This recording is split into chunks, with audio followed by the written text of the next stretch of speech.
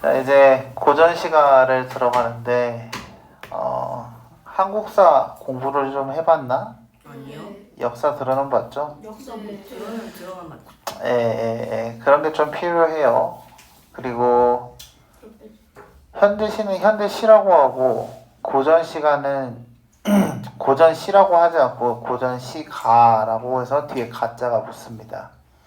근데 이 고전시가 할 때 가가 붙는 이유는 원래 이제 서양에서도 마찬가지로 서양에도 서양시가 있겠지? 그치? 그 서양시도 처음부터 시로 시작한 건 아니에요. 혹시 음유시인이라고 들어봤어요? 음유시인. 그 서양에서도 음유시인들이 걔네가 시를 말한 게 아니라 노래를 부르고 다녔거든. 하프 들고 다니면서. 그래서 원래는 모든 시의 시작은 노래에서 시작되었다라고 보는 게 맞습니다. 그렇기 때문에 고전시가도 우리나라도 맨 처음에 노래에서 시작되었다라고 보는 거고요. 그 기원을. 근데 이제 노래가 이제 원래 리듬감이 있잖아. 그러니까 이제 현대시에서 이 리듬감이 운율로서 나타난다라고 설명을 하는 거죠. 그래서 고전시가에서 가짜가 들어가는 이유는 이제 노래로 시작했기 때문이다라고 보시면 되고요. 처음부터 이제 우리가 언어가 없는 상태에서 노래로 시작할 때는 개인에 대한 이야기보다는 인류가 탄생하고 나서 제일 중요한 게 뭐였겠어? 먹고 사는 문제가 제일 중요했겠지. 그때는 지금처럼 이렇게 발전하지 못했으니까. 그래서 그때는 맨 처음에 제천요라고 해서 제사 지내는 거나 아니면 비 좀 내려주세요, 아니면은 비 좀 그치게 해주세요, 이런 노래들이 이제 나타나게 됐던 거죠. 그래서 이제 우리나라는 고조선 있죠. 고조선, 그리고 삼국시대, 그리고 고려시대, 그리고 조선시대, 그리고 나서 이제 현대시 이렇게 넘어오게 되는데, 우리가 말하는 고전시가는 조선시대까지를 고전시가라고 이야기를 합니다. 이해됐나요? 그래서 고전시가 땡땡해서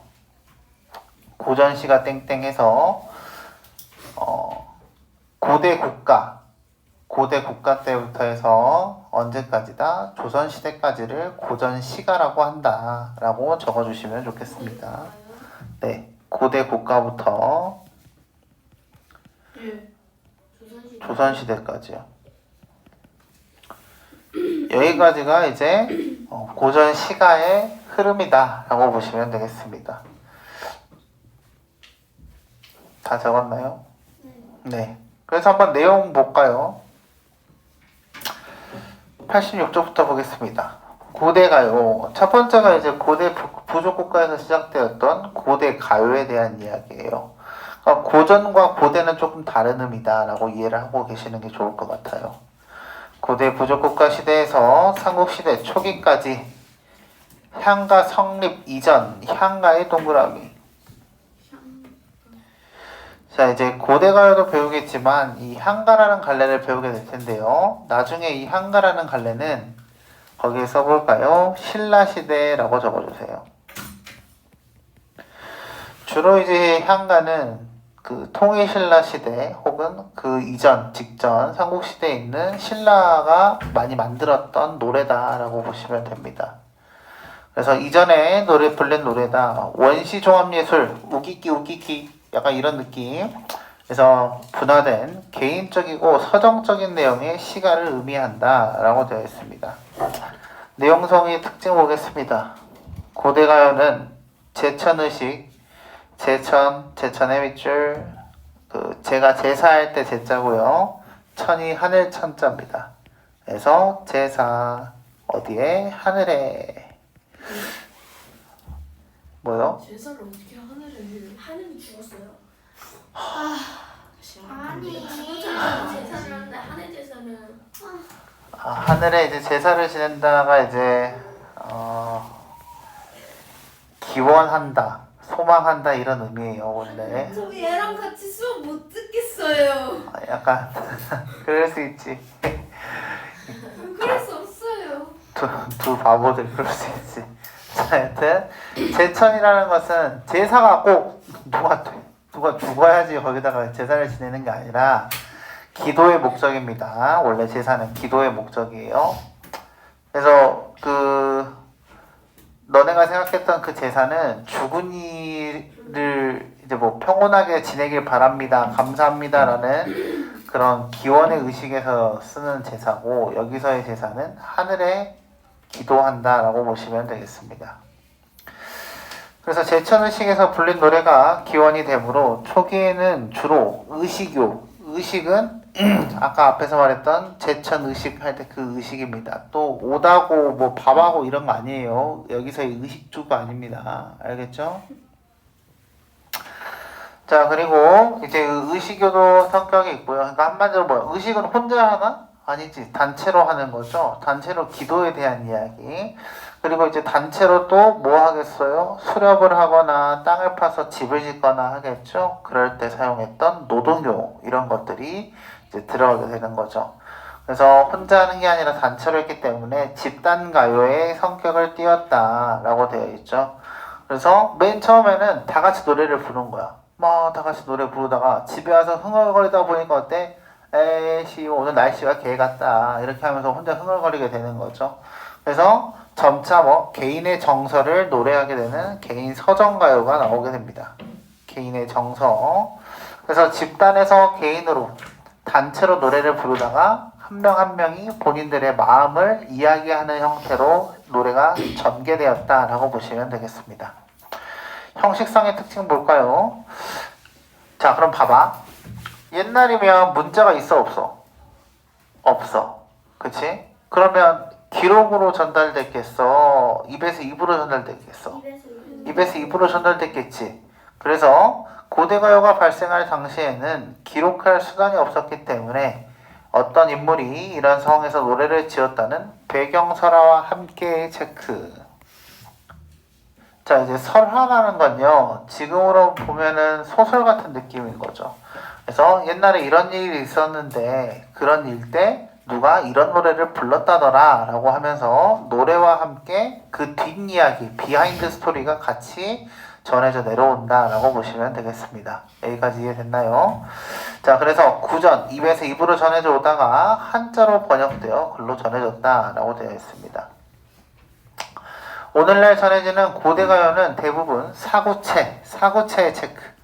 자, 이제 사구체라고 되어 있는데요. 사구체는 조금 이해하기 쉬우려면 네 줄이라고 적어주세요. 줄이 4개예요. 한 줄, 두 줄, 세 줄, 네 줄 이렇게 보면 되는 거죠.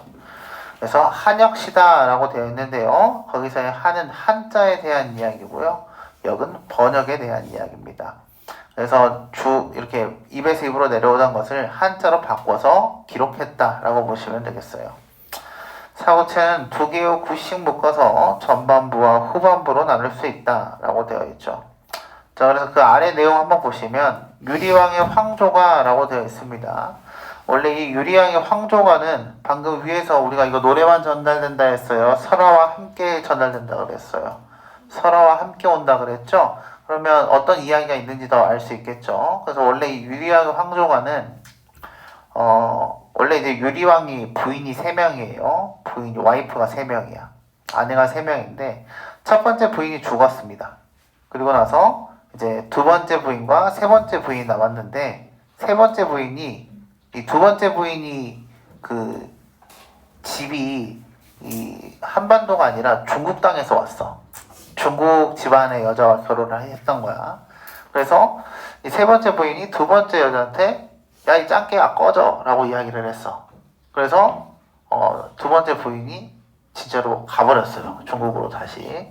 그래서 유리왕이 그 두 번째 부인을 찾으러 떠났다가 그러면 이제 두 번째 부인이 사라졌으니까 슬플 거 아니야? 이별했으니까. 사랑은 했으니까. 그래서 그 과정에서 지은 노래가 바로 이 황조가다라고 보시면 되겠습니다. 그래서 이제 그게 이제 대략적인 그 설화의 이야기였고요. 내용 보시면 펄펄 나는 저 깨꼬리, 암수. 여기서의 암수는 암컷과 수컷에 대한 이야기입니다. 암컷과 수컷에 대한 이야기 한번 써주세요. 암컷, 수컷. 선생님, 네. 이거 유리왕이잖아요. 네. 진사이 왕이에요. 예? 이거 진사이 왕이에요. 예. 선생님 암수에다가요? 네, 암수가 암컷과 수컷에 대한 이야기입니다.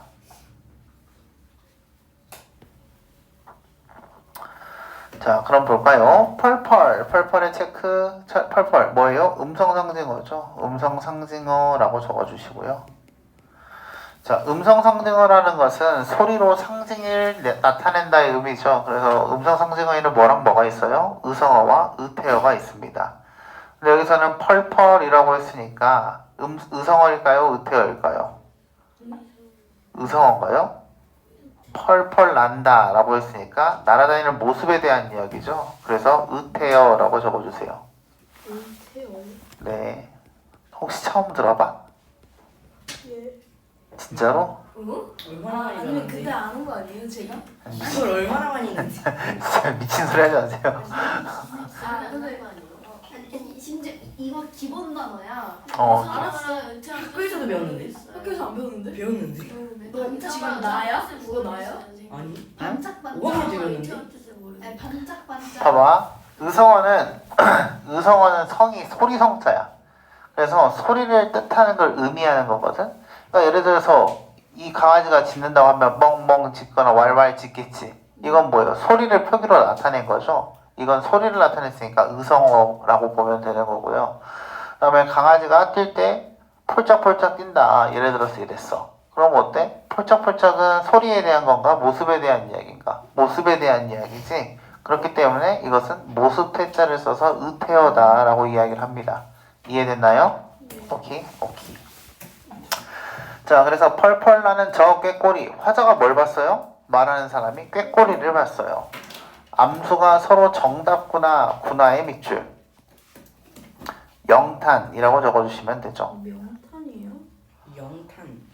영탄이에요? 영탄 처음 들어봐? 영탄 처음 들어봐? 연탄이요? 영탄. 영탄 너 복습 안 하지? 하죠. 안 하죠. 절대 안 하죠. 했으면 이걸 물어봤을 리가 없지. 아니요 알아요. 개똥 같은 소리 하지 마. 자, 암수가 서로 정답구나 라고 했으니까 암컷과 수컷이 꾀꼬리가 잘 놀고 있네 라고 이야기를 하고 있는 거죠. 근데 아까 설화에서 뭐라고 했어? 얘는 지금 화자 유리왕은 잘 놀고 있는 상태야? 부인을 잃어버린 상태야? 부인을 잃어버린 상태겠지. 그러면 저 꾀꼬리를 보고 쟤네는 편하게 저렇게 행복하게 놀고 있는데 내 인생은 왜 이러지라는 생각을 할 수 있겠지. 그래서 여기서 꾀꼬리는 거기 안에 써져 있죠. 외로움을 심화시킨다 라고 되어 있는 거죠. 이해됐나요? 아니에요. 네. 그래서 외로움을 심화한다라는 표현이 있는 거고요. 그래서 안 그래도 외로운데 저 꾀꼬리가 내 앞에서 저렇게 나를 분노에 일으키게 지들끼리 더 행복하게 있으니까 더 화가 나겠지. 더 슬프겠지. 그러니까 심화시킨다라는 표현이 나오는 거죠. 이해됐죠?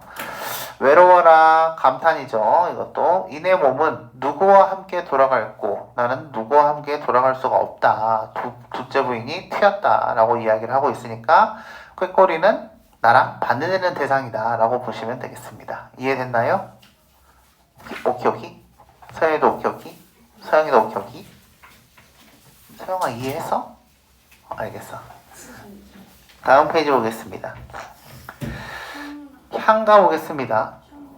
87쪽 향가. 신랑 뭐라고? 계속 너 자꾸 이상한 소리 집어넣지 마. 향가 신라시대에 유행한 우리말 노래이다. 당시에는 한글이 없었으므로 한자의 음과 뜻을 빌렸다 라고 되어 있죠. 한자라고 적어주시고요. 우리말을 빌려 쓰는 방법을 향찰로 기록하였다. 향찰의 체크, 별표.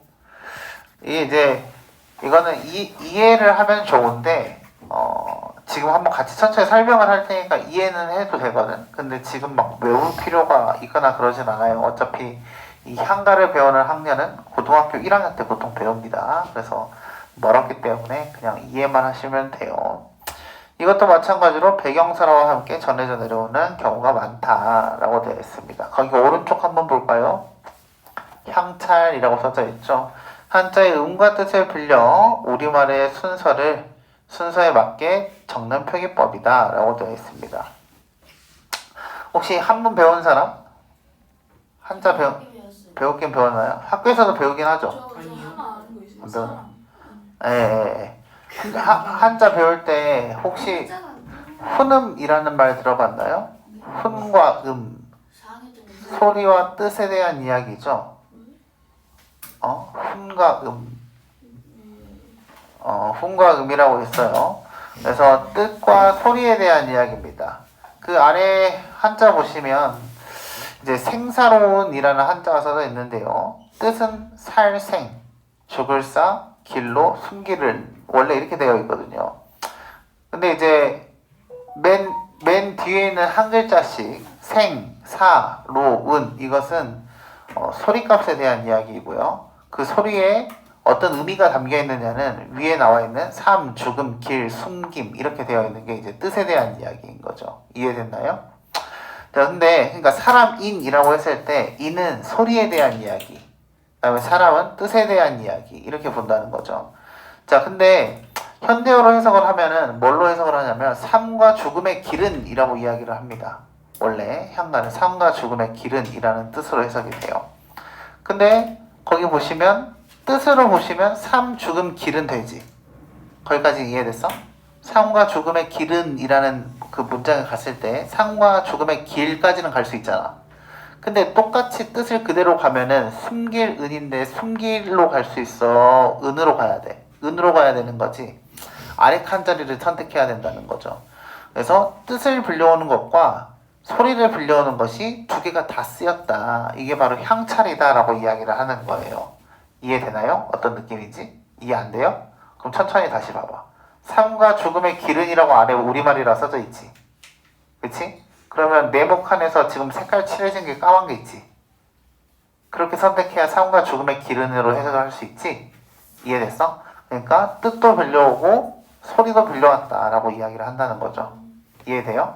네. 그래서 혹시 차용증이라는 말 들어봤나요?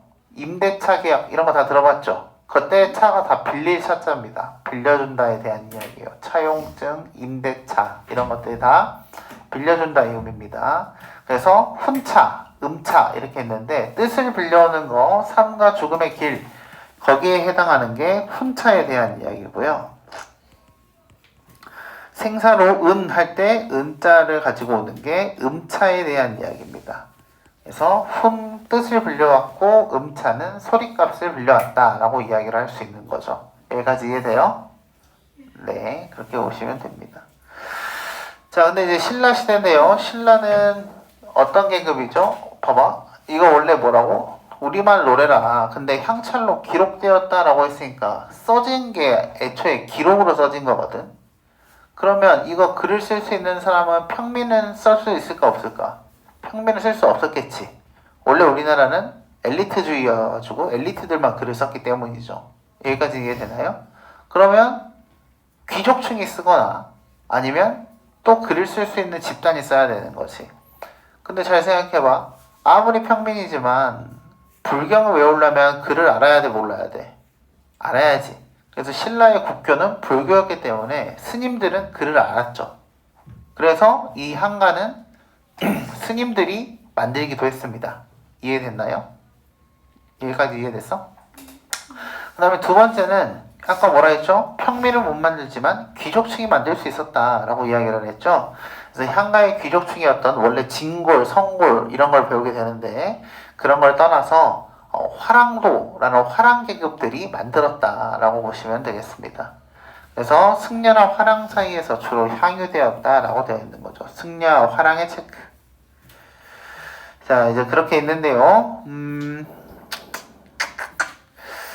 거기 승려나 화랑에다가 화랑에다 아래다 써볼까? 화랑 아래다가 모, 죽, 지, 랑, 가. 모, 죽지랑가. 모, 죽지랑가. 뭐 좋지 않가요? 네, 모, 죽지랑가예요. 그 다음에 아래는 찬, 기파랑가. 네? 어? 창기 팔란가요? 찬 기파란가. 파란가요? 팔랑가요? 파란가요. 모 죽지란가와 그 다음에 찬 기파란가라는 두 가지의 작품이 있는데요. 거기에 공통점이 뭐예요? 랑가 이렇게 되어 있죠. 그래서 화랑계급이 만든 거 랑가 이렇게 보시면 됩니다. 그래서 모 죽지란가 같은 경우에는 모가 추모하다, 사모하다 이런 의미예요. 그래서 죽지랑이라는 화랑을 사모하고 추모한 노래가 모 죽지랑가 이렇게 가시면 되고요. 찬 기파랑가는 찬이 찬양하다, 예찬하다, 칭찬하다 이런 의미입니다. 그래서 찬 기파랑가는 기파랑이라는 화랑을 칭찬했다라고 보시면 되는 거죠. 여기까지 이해됐나요? 그래서 이런 작품들도 나중에 배우긴 할 거예요. 근데 좀 빡세요. 이런 거는 나중에 배운다고. 내용상의 특징 보겠습니다. 시간이 지남에 따라 향가의 향유층이 점차 확대되기는 하였으나 기본적으로는 승려와 귀족의 원이 지었기 때문에 부처님을 찬양하며 신앙심을 표현한 무슨 노래? 불교적 색채의 노래인데 불교적 노래가 가장 많다. 그 외에도 민요, 동요, 토속신앙에 관련된 노래, 임금을 그리워하는 유교적인 내용을 담은 노래도 있다라고 되어 있습니다. 이제 우리가 역사 배울 때 보통 이제 신라는 불교, 고려도 불교, 조선은 유교 이렇게 외운단 말이야. 근데 이걸 이렇게 외워버리면 좀 곤란한 게 있어. 그러면 조선시대에는 불교는 없었나요? 있었죠? 그리고 신라시대 때 유교는 없었나요? 있었어요. 그러니까 모든 종교들이 어떤 이 종교들이 다 있었는데 나라에서 핵심으로 밀어주는 종교가 하나 있었다 뿐이지 다른 종교가 없는 건 아니에요. 알겠죠? 그러니까 이제 이 유교는 임금에 대한 충성 그리고 부모와 자식 간의 관계에 대한 이야기가 나오는 게 보통 유교에 대한 이야기고요. 그 다음에 불교는 부처님의 말씀에 대한 이야기인 거죠. 그 다음에 하나가 더 있어요. 도교. 도교 들어봤나요? 도교? 도교요? 도교는 도 닦는 거야. 신선이 되는 게 목적인 거야. 알겠죠? 그래서 이 세 가지가 있습니다. 그래서 나중에 고전시가 조선시대 작품을 보다가도 보면은 막 본인이 신선인 척 하는 막 그런 내용들이 있어요. 그런 것들은 도교의 영향을 많이 받았다라고 보시면 되겠죠. 이해됐죠? 자, 다음 보겠습니다. 형식상의 특징. 향가의 형식상의 특징입니다. 향가. 사구체, 팔구체, 십구체라고 되어 있는데요. 제가 아까 구체는 뭐에 대한 이야기라고 했죠? 그쵸, 줄에 대한 이야기였죠. 그래서 사구체는 4줄짜리, 팔구체는 8줄짜리, 십구체는 10줄짜리 글이 되는 거죠. 근데 이제 이 향가도 마찬가지고 다른 작품들도 다른 갈래들도 마찬가지고 맨 처음에는 항상 형식이 정해져 있어. 처음에는. 그러니까 첫 번째는 짧게 쓰는 게 국룰이야, 국룰. 그래서 사구체 향가도 향가의 초기 버전이에요.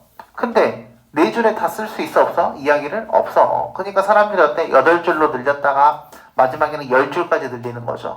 그래서 시간의 흐름에 따라서 4줄짜리가 8줄짜리로 변형이 되고 8줄이 10줄로 변형이 되고 이렇게 되는 거죠. 그래서 여기 보시면 사구체는 향가의 초기 형태의 체크. 민요나 동요가 구전되어 정착된 형식이다 라고 되어 있습니다. 그 다음에 팔구체는요, 사구체 향가와 십구체 향가의 과도기적 형태다. 과도기라는 것은요, 사구체에서 십구체로 지나가는 과정이다 라고 보시면 됩니다. 사구체 향가가 2배가 된 형식이다 라고 되어 있고요. 십구체 별표. 이 십구체 향가가 우리나라 문학사에서 아주 중요한 역할을 하게 됩니다. 한번 볼게요.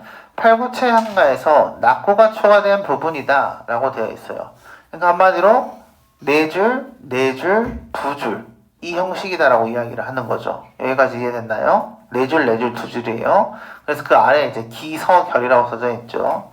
그래서 기서결을 외울 필요는 없습니다. 그냥 4줄, 4줄, 2줄의 형식이구나 라고 보시면 되고요. 낙고는 감탄사로 시작된다 라고 되어 있습니다. 이제 이게 뭔 말인지 잘 모를 텐데, 기서결, 가로 열고 닫아볼까? 기서결에 가로 열고 닫고 이 부분에 3단 구성이라고 적어주세요. 3단 구성. 그러니까 기라는 파트하고 설하는 파트하고 결이라는 부분 이렇게 세 가지로 나뉘었다라고 이야기를 하고 있는 거죠. 여기까지 이해됐나요? 네, 여기까지 이해됐죠? 근데 이 3단 구성이 중요해. 이 3단 구성이 왜 중요하냐면 3단 구성이 가로 그 옆에다 화살표 해가지고 시조의 형식상의 기원이라고 적어주세요. 3단 구성 옆에다 화살표해서 시조의 형식상의 기원이다 라고 적어주시면 됩니다. 네? 시구에 그 구였어요? 낙과였나? 약간 아무튼 그것 중에 저 어디 쓰고 있어요? 기서결 가로 열고 닫고 기석이 어디 있어요? 19채요. 4929. 19채 오른쪽에 보시면 사구 29 이렇게 돼 있는 부분 있죠? 그 부분에 가로 열고 닫고 거기다가 3단 구성이라고 적어주시면 돼요. 구성 다음에는 저희가 주느라고 네, 그 3단 구성 써주고 그 옆으로 화살표 살짝 해서 이 3단 구성이 시조의 형식상의 기원이 된다라고 적어주시면 됩니다. 시조의 형식상의 기원.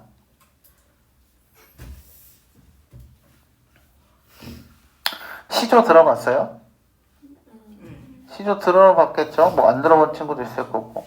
시조는 원래 뭘로 어떻게 초장, 중장, 종장 이렇게 세 줄이란 말이야. 먹는 초장 말고 초장, 중장, 종장 세 줄이란 말이죠. 그래서 이 세 줄의 3단 구성으로 가게 된 게 이 향가에서 19채 향가에서 3단 구성, 기서결로 나뉘는 부분이 시조로 형식이 옮겨갔다라고 이야기를 하고 있는 거죠. 이해돼요? 어떤 느낌인지? 그러니까 19채 향가에서 4, 4, 2 이렇게 해서 세 개의 구성으로 갔잖아요. 이 3단 구성이 시조 만들 때 첫 번째 있던 구성, 첫 번째 네 줄이 초장으로 가게 되는 거고, 두 번째 네 줄이 중장으로 가게 되는 거고, 세 번째 두 줄이 종장으로 가서 형식을 만들었다라고 이야기를 하는 거죠. 이해돼요? 네. 그래서 왜냐면 나중에 이제 배우시면 평시조도 3단 구성이다라고 배우거든요. 그럼 평시조의 3단 구성이 도대체 어디서 나타난 3단 구성이냐라고 한다면 19채 한가에서 네 줄, 네 줄, 두 줄이 되던 게 시조로 옮겨갔어요 라고 이야기를 할 수 있다는 이야기입니다. 이해됐나요? 네. 그러면 그 아래 거 한번 보겠습니다. 제방매가예요. 제 밑줄. 제는 제사할 때 제자입니다. 망의 밑줄. 원래 이제 여기서의 망은 이질망, 발할망인데 여기선 발할망자입니다. 매는 누이매자예요. 누이요? 네. 오누이 들어봤죠? 오누이 들어봤지? 오빠와 오는 오라비에 대한 이야기, 누이는 여동생에 대한 이야기, 혹은 여자 누나에 대한 이야기. 근데 이 제방매가는 그러면 뭐겠어? 누이가 죽고 나서 제사를 지으면서 부른 노래다라고 보시면 되겠습니다. 여기까지 이해됐나요? 그래서 월명사라고 되어 있기 때문에 이것은 스님이 지은 거구나 라고 이해를 하시면 되겠어요. 내용 보겠습니다. 생사길은 이라고 되어 있죠. 그 아래 써볼까요? 삶과 죽음의 길은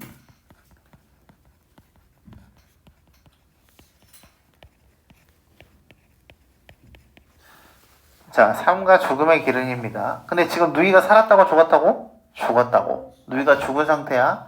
그래서 남아있는 동생이 지금 동생이나 오빠가 저 누이한테 하는 말인 거예요. 여기 있음에 얘 있음에 얘는 여기입니다. 여기라고 적어주세요.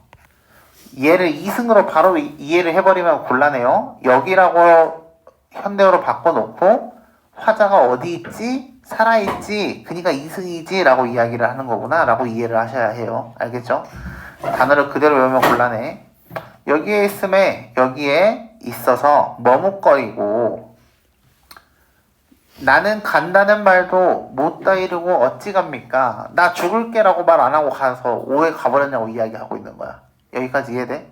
이 부분. 그럼 여기서의 나는 누가 되는 거예요? 누이 동생이 되는 거죠. 화자가 아니었던 거예요. 여기서는. 왜? 누이 동생이 해야 하는 말이거든. 누구한테? 살아있는 나한테. 뭐라고? 나 이제 되정이라고 이야기를 했었어야 됐다고. 근데 그걸 말 안 하고 가버린 거지. 그러니까 갑자기 사라진 거란 말이에요. 이해됐나요? 갑자기 누나가 죽었어. 못다 이러고 어찌갑니까? 라고 되어 있네요. 그래서 여기 네 줄이죠? 네 줄에서 자르면 돼요. 그래서 아까 442의 구조기 때문에 첫 번째 네 줄에서는 뭐다? 누이 대짐. 근데 어떻게? 나한테 말 안 하고 죽음. 갑자기 죽었음. 이렇게 이야기가 되는 거지. 이해됐죠? 어느 가을에 이른 바람에 자 이제 이것도 좀 여기서부터 이해를 하려면 좀 하나씩 따져봐야 돼요. 자 이른 바람에 이에 저에 이러나 저러나로 해석하시면 되고요.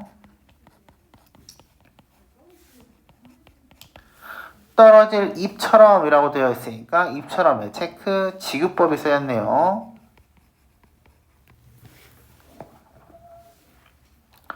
자 그럼 볼까? 잎처럼이래. 잎이 그러면 원관념이에요? 보조관념이에요? 뭐라고? 뭐? 저는 실시간에 받을게요. 뭐? 전화 어때요? 친구여서 버려. 버리라고. 잎처럼이라고 되어 있죠? 이게 원관념이에요? 보조관념이에요? 원관념. 봐봐. 공부가 개같이 쉬워. 그러면 개같이는 원관념이야? 보조관념이야? 보조관념. 근데 얘는 왜 잎처럼은 왜 원관념이야? 찍었으니. 생각을 해야지. 잎처럼이래. 너는 꽃처럼 예쁘구나 라고 했어. 그럼 꽃처럼 할 때 꽃이 원관념이야? 아니잖아. 원래 표현하고 싶은 게 뭐야? 너야 꽃이야. 너. 너지? 얘가 원래의 관념이니까 원관념이죠. 이해되나요? 그럼 여기서도 잎처럼이라고 했으면 잎은 여기서는 보조관념이 돼야 되는 거죠. 이해돼요? 이해 안 돼? 이해됐지? 잎에다 쓰세요. 보조관념. 입처럼이에요? 아니면 입에만 써요? 잎에 쓰세요. 보조관념인 거죠. 잎이 보조관념이 되는 거야. 그러면 떨어질 잎이래. 그러면 잎이 떨어지면 어떻게 된 거야? 죽은 거지. 누가 죽었어? 누이가 죽었지. 그럼 여기서의 이파리의 원관념은 뭐예요? 누이였던 거죠. 죽은 누이가 되는 거예요. 이해됐나요? 자 그럼 누이가 죽었지. 근데 뭐 때문에 죽였어? 그 앞에? 호랑이. 아니 호랑이? 그 책에서 호랑이 때문에 죽는 거 아니었어요? 본 책? 내가 무슨 말을 했지 언제? 아닌가? 내가 오늘 호랑이 이야기 꺼낸 적이 있나? 없어. 이해자에 떨어진 잎처럼이라고 했으니까 여기서 잎은 누구였다고? 누이였다고. 근데 잎이 왜 떨어졌어? 찍었으니. 아니 잎이 왜 떨어졌어? 안에 가요. 그치 가을에 이른 바람 때문에 떨어졌지? 그치? 그럼 바람 때문에 죽는 건 확실하단 말이야. 이해됐나요? 그러면 바람이 죽음을 의미하게 되는 거잖아요. 태풍이에요? 예? 바람이 불어서 이파리가 떨어졌잖아요. 네. 너 태풍 안 부는데 왜 이파리 떨어졌어? 해명해. 태풍 때문에 죽는 거 아니에요? 아니라니까? 거기에 그렇게 써져 있잖아. 바람에 떨어졌다고. 뭐? 힘들대요. 바람에 떨어졌대. 근데 어떤 바람이래? 이른 바람이래. 이른 바람은 뭘 의미해? 빠른 바람이야. 그치? 그러면 바람이 불어서 잎이 떨어졌는데요. 근데 그 바람이 그냥 바람이 아니라 빨리 불어버린 바람이에요. 라고 했으니까 제 명예 살았대? 못 살았대? 못 살았대. 그래서 거기에서 일찍 찾아온 죽음이라고 써져 있는 거죠. 이해됐나요?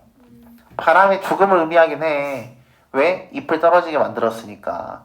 근데 그냥 바람이 아니라 빨리 온 바람이라고 표현을 했으니까 생각보다 빨리 온 바람이니까 일찍 죽었다고 표현을 해주는 거예요. 이해됐나요? 그럼 거기다가 쓰세요. 요절. 요절. 요정이요? 요절. 요절이래잖아. 알겠어리나야? 응. 요절이에요. 요절. 하는 놈들이지? 그럴 수 있지. 그럴 수 있어. 그래서 엄마. 자, 그래서 요절이란 단어가 나오게 되는데요. 이 요절은 어릴 때 죽는 걸 의미합니다. 그러니까 네, 나이 들어서 죽는 거 말고 한 20대 때 빨리빨리 죽어버리는 거를 이제 의미를 해요. 자, 그래서 누이가 생각보다 빨리 죽었다는 사실을 알 수 있죠. 한 가지에 나고 한 가지에 났대. 한 가지에 뭐가 나? 이파리가 난 거지. 같은 가지에서 그러니까 누이도 이파리고 나도 이파리였던 거야. 그러니까 이건 뭐 한 가지를 뭘 의미해? 부모님을 의미하게 되는 거지. 이해돼요? 이해했어? 이해했지? 가는 곳을 모르원저. 가는 곳을 모르는구나. 봐봐. 바로 옆에서 이파리가 두 개가 달랑달랑 같이 있었단 말이야. 근데 한 새끼가 갑자기 사라졌어. 그치? 갑자기 한 새끼가 사라졌단 말이야. 그러면 남은 한 놈은 이 새끼 갑자기 어디 갔지? 라고 허무할 수 있겠지. 같이 태어나는데 갑자기 어느 날 한순간에 쟤는 사라졌어. 죽어버렸어. 그러면 나도 곧 죽을 수도 있겠는걸? 이라고 생각을 할 수 있겠잖아. 그래서 거기서 가는 곳을 모르는구나 라고 했으니까 거기서는 허무함이 드러난다라고 표현을 하고 있는 거예요. 이해됐나요? 같이 태어나는데 한순간에 뭔가 사라져버렸거든. 여기까지 자르시면 네 번째 줄이 되는 거죠. 예? 네 줄, 네 줄, 두 줄로 자르잖아요. 이해됐죠? 마지막 두 줄 묶으세요. 이 두 줄을 묶어서 향가에서 19채 향가의 마지막 두 줄은 뭐다? 낙구다라고 이야기를 합니다. 낙구. 19채 중에서 나머지 두 줄은 낙구라고 이야기를 하죠. 낙구요. 낙구인데 이 낙구의 시작은 뭐다? 감탄사로 시작을 한다라고 설명을 했어요. 그래서 뭘로 시작했어요? 라는 감탄사로 시작된 거죠. 이해됐나요? 근데 감탄사 있죠? 거기 옆에다가 써주세요. 시상의 전환. 시상의 전환. 우리 저번 주까지 현대시 배웠잖아요. 현대시 배울 때 그러나 그런데 하지만 이런 것들이 있어서 다 모였어요. 시상의 전환이었죠. 근데 고전 시가에서 이렇게 향가에서 맨 마지막 줄에 이렇게 감탄사로 시작하는 부분이 있다 하면 이 부분도 시상의 전환입니다. 그 이유가 이제 있어요. 한번 보세요. 지금까지 뭐 했어? 누이 죽었다. 슬프다. 어디 갔지? 허무하다. 이렇게 흘러갔지, 내용이. 거기까지 이해했어? 내용 여기까지 이해됐죠? 근데 스님이 지었지? 우리 아까 향가 방금 배울 때 맨 위에 뭐라고 돼 있었어요? 향가 위에서. 방금 이 작품 위에 뭐라고 되어 있어? 불교적 색채가 짙은 작품이 많다라고 이야기를 했죠. 자, 그럼 여기서 이제 미타찰이 나오는데요. 미타찰. 이 미는 미륵보살에 대한 이야기입니다. 찰은 사찰할 때 찰자예요. 그래서 미타찰은 극락세계를 의미하게 됩니다. 극락이요? 네, 극락세계. 너네 미친 소리 할 거면 집으로 꺼져. 저 아무래도 거짓말. 신나가지고 같이 웃어. 진짜 지만 하려고 저기. 자, 그래서 미타찰 극락세계에서 만날 나입니다. 여기서의 나의 동그라미. 여기서의 나는 누이겠어? 여기서의 나는 화자죠, 화자. 그래서 이 작품이 이제 고등학교 갔을 때 어려운 부분이 그 부분이야. 저 위에 있던 세 번째 줄로 있던 나는 간다는 말도 이 부분에 대한 나는 누이 동생이 해야 하는 누이 동생에 대한 나인 거고요. 맨 마지막 부분에 있는 나는 화자의 나다라고 보셔야 되는 거죠. 여기까지 이해됐나요? 그래서 돈 닦아 기다리겠노라 라고 되어 있죠. 갑자기 뭐한대? 기도하겠대. 뭐 했는데? 누이 죽었는데. 그러니까 이건 뭐야? 승화에 대한 이야기예요. 슬픔을 종교적으로 승화시켰다. 거기다 적어주세요. 슬픔을 종교적으로 승화라고 적어주시면 되겠습니다. 이 슬픔을 종교적으로 승화시켰다는 이야기는 뭐냐면 그때 몇 번 설명했어요. 공부할 때 스트레스 받으면 뭐해? 게임을 하거나 친구들이랑 놀아. 그치? 그럼 스트레스가 해소가 되지? 그럼 이거 뭐야? 공부의 스트레스를 게임이나 친구들과의 노는 걸로 승화시켰다라고 표현할 수 있는 거야. 한마디로 승화라는 건 해소했다에 대한 이야기거든요. 이해되나요? 승화가 해소예요. 네, 스트레스를 해소시키는 것에 대한 이야기예요. 그래서 여기서도 어땠어? 누이가 실컷 죽었어. 누이가 실컷 죽었다. 누이가 죽어서 실컷 슬펐어. 누이가 실컷 죽으면 좀 곤란하지. 여러 명도 아니고. 그래서 누이가 죽었단 말이야. 엄청 슬퍼했잖아. 근데 얘가 뭐 했어? 기도를 했어. 그러면서 뭐 하고 있어? 이 슬픔을 이겨내고 있는 거지. 이해됐나요? 그래서 너무 슬퍼가지고 이제 우리는 다음에 극락세계에서 만날 거니까 나는 이제 기도하면서 널 기다릴게 라고 이야기를 하고 있는 거죠. 근데 근데 하늘이에요. 네네네 극락이에요? 네. 진짜. 왜요? 넌 나락 가야겠다. 너 뭐 나락 그런 이야기 하고 싶은 거예요? 나락도 나락. 그럼 나락도 낙이지. 자, 근데 하나 더 보자. 거기 미타천에서 만날라에 체크 한번 해볼까? 현재야 미래야? 아니 미래지. 네. 만날이니까 미래란 말이야. 집에 갈 거야 라고 했으니까 미래에 대한 이야기지. 이제 만날라니까 미래에 대한 이야기란 말이에요. 그러면 이 미래가 만날라야 이렇게 끝냈으면 확신이야 확신이 없는 거야? 없어요. 집에 갈 나, 공부를 잘할 나, 확신이야 확신이 없는 거야? 없는 거죠. 확신 누가 봐도 확신이지 어떻게 확신이 없는 거지? 아, 그치? 확신에 대한 이야기란 말이야. 미래를 확신했어. 근데 지금 누이는 있어 없어? 없어. 없어요. 근데 우린 다시 만나 라고 되어 있지? 거기 쓰세요. 거짓말. 거자필반. 거자필만. 거자필반. 땡땡. 이별이 있으면